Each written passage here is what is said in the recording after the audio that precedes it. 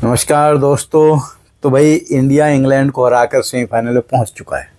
सभी को बहुत बहुत शुभकामनाएं। 7 रन से इंडिया ने मैच हराया, जबकि टारगेट बहुत बड़ा था और ऐसा लग रहा था कि शायद 20-25 रन से जीत सकते हैं या 50 रन से भी जीत सकते हैं, क्योंकि जनरली बड़े टारगेट को देखकर टीम कोलैप्स हो जाती हैं। इतनी क्लोज फाइट इतने बड़े टारगेट में देखने को नहीं मिलती। लेकिन अगर बात करें एक एक प्लेयर की, तो सबसे पहले अभिषेक शर्मा। उसको मैं यही कहना चाहूँगा, ब्रो प्लीज़ ग्रो। क्योंकि ये बायलेटरल नहीं चल रही है भाई, ये आईसीसी का वर्ल्ड कप चल रहा है और यहाँ लोग आपको पूरा स्टडी करके आते हैं। पहले मैच से सलमान अली आगा ने जो आपको आउट किया, उसके बाद हर आदमी आपको वहीं आउट कर रहा है। हालांकि देखो, मैं पर्सनली अगर मेरी चॉइस की बात की जाए तो फाइनल में मैं किसी और को रखना चाहूँगा डेफिनेटली। मैं चाहे एक बॉलर बढ़ाना चाहूँगा कुलदीप यादव की फॉर्म में, और लेकिन टीम इंडिया ऐसा नहीं करती है और team India I am sure कि इसी सेटअप के साथ शायद जाएगी। दूसरा, संजू सैमसन। क्या बात है यार, मतलब जिस आदमी ने इतने साल तक सिर्फ बेंच गरम की हो, कभी कभार मौका मिला तो उसी टाइप का कि यार खेलना पड़ेगा इस मैच में, नहीं तो फिर उस टाइप से मौका दिया गया है कि यार देखो हमने तो खिलाया था लेकिन रन नहीं बनाए। एक जो लंबा रन होता है ना, वो संजू सैमसन को कभी नहीं मिला। लेकिन आज वही सैमसन टीम इंडिया की उम्मीद बना हुआ है, पूरे इंडिया की उम्मीद बना हुआ है। जब जिम्बाब्वे से मैच था, जब इसके साथ था अपना वेस्ट इंडीज़ के साथ जो डू एंड डाई मैच था, वहाँ भी, और उस मैच के होते ही मैंने कहा था कि अब इंडिया की टीम अपने पोटेंशियल पर खेल रही है। ईशान किशन वर्ल्ड कप की कहीं स्कीम में था ही नहीं, अचानक से कहीं से दीवारें दरवाजे तोड़ते हुए आया और अब बहुत बढ़िया खेल रहा है टॉप ऑर्डर में। ईशान किशन को मैं एक सलाह जरूर देना चाहूँगा कि देखो भाई, अप एंड डाउन ज़िंदगी में आते हैं, लेकिन संजू सैमसन को देखो, इतने सालों तक पिछले वर्ल्ड कप में भी था, सिर्फ बेंच पे बैठा रहा। इस वर्ल्ड कप में नंबर मिला, फिर बेंच पे बैठने का ही मौका मिला। रिंकू सिंह के साथ थोड़ी सी वो हो गया कि भाई उसके फादर की डेथ हो गई तो मौका मिला, उस मौके को भुनाया। तो ठीक है, अब जो भी हुआ हुआ आपके साथ ईशान किशन जी। अब लेकिन अगर आपको बेंच पे बैठने का मौका मिला, बैठे रहो, जब मौका मिले तब तोड़ देना। सूर्य कुमार यादव, उसके बारे में लोग कहते हैं हंसता रहता है, सीरियस नहीं होता, लेकिन भाई वही उसका तरीका है खेलने का। अगर वो सीरियस होकर खेलेगा, उसे आप कोई और बनाने की कोशिश करोगे तो सूर्या भी नहीं रह पाएगा। उसको वैसे ही खेलने दो, वो पूरी जिंदगी इसी एटीट्यूड से यहाँ तक पहुँचा है। फिर अपने शिवम दुबे, ये लड़का कितना यार साधारण है, कितना सादा लड़का है। कोई फालतू का एग्रेशन नहीं, कोई फालतू का एडवर्टाइजमेंट नहीं, अपना पीआर कराना, कोई किसी टाइप की चीज़ ही नहीं है। आता है, परफॉर्म करता है और चला जाता है। भारतीय माओ का फेवरेट है स्टाइल रखने वाला लड़का और वहाँ जाकर बिल्कुल राजा बेटा की तरह परफॉर्म करता है। और कल भी जो इसने इनिंग खेली, शानदार इनिंग। वो तो हार्दिक पांड्या के चक्कर में अगर रन आउट ना होता तो मैं बता रहा हूँ 270 भी हो सकते थे, 270 भी हो सकते थे, क्योंकि वो मारने के मूड में अपने आ चुका था, बहुत बढ़िया खेल रहा था।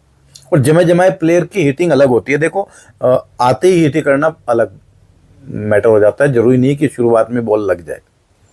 हार्दिक पांड्या, उसके बारे में कोई डाउट है ही नहीं, वर्ल्ड का बेस्ट ऑलराउंडर है। बस कभी कभी उसका एटीट्यूड लगता है थोड़ा गड़बड़, लेकिन ठीक है।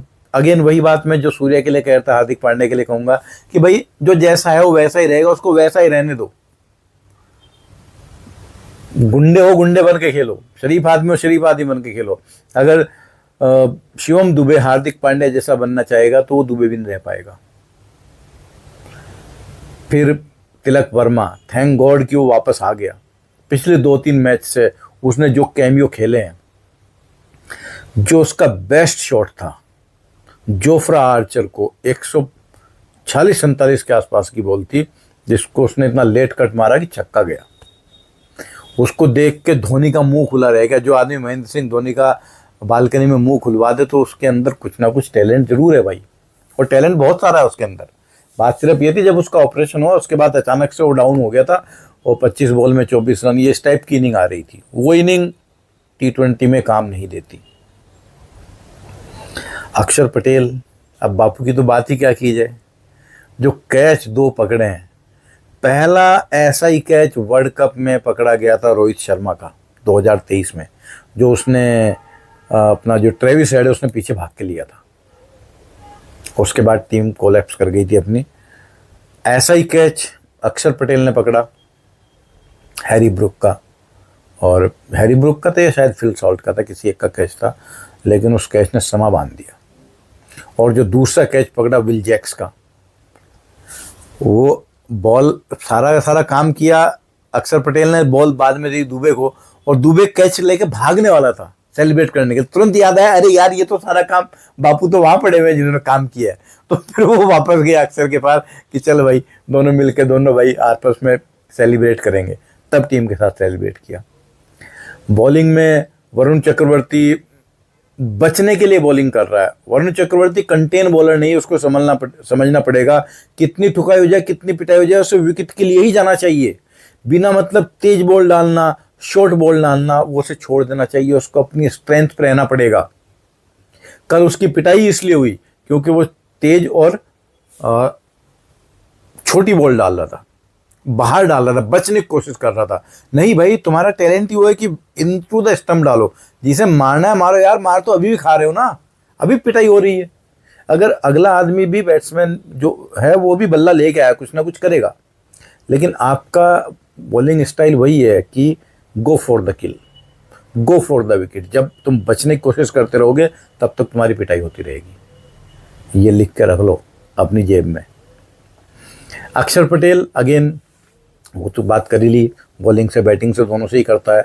और अर्शदीप सिंह ने क्या अच्छी बॉलिंग की है, जो 3 वाइड मारने के बाद भी उसने विकेट लिया और उसके बाद भी उस ओवर में 10 रन ही गए। ये बहुत बड़ी बात है क्योंकि उस टाइम पर बेथल एकदम तत्ता हुआ था उसने जो है ये कसम खा रखी थी कि आज जिता के जाऊंगा, और सांसें ऊपर नीचे करवा रखी थी। लेकिन उस मोमेंट पर अर्शदीप सिंह ने बहुत बढ़िया ओवर निकाला। जसप्रीत बुमराह के बारे में तो कुछ कहने की जरूरत ही नहीं है। जसप्रीत बुमराह तो वैसा है कि आपने सेट कर दिया है कि ये पूरा ओवर यॉर्कर लेंथ पे जाना तो यॉर्कर पर ही जाएगा।